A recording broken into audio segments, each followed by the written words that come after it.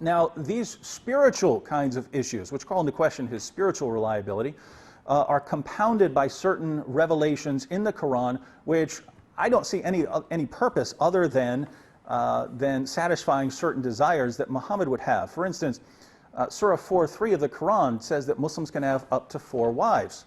But we know from Bukhari that Muhammad had at least 9, if not 11 wives at the same time. So if the Quran limits Muslim men to 4 wives, why does Muhammad get more?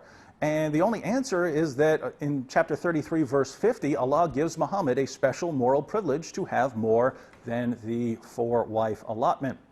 What about the Quranic limitation of 4 wives in Surah 4? I don't take that to be a Quranic limitation. The Quran mentions marry in 2s and 3s and 4s, but it doesn't say anything about 5 or 6 or 7. It doesn't say that there is an actual limit. It's common among Muslim scholars to hold that 4 is the limit. And then when they go to explain the Surah 33 verse, they say that the Prophet Muhammad, peace be upon him, had a special permission.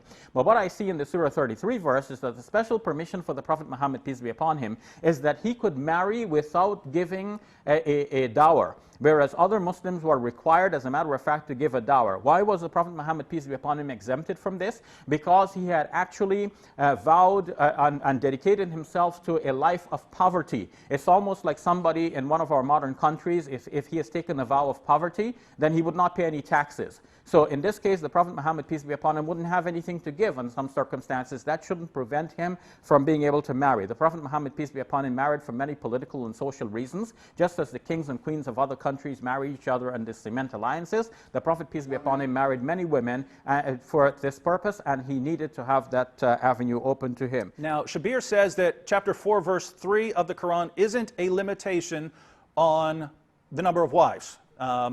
If that's his position, I'm fine with that, because my point was Muhammad was changing his rules, so I can't say that on that account if Shabir is saying that this is not a Quranic limitation. So I will submit that point.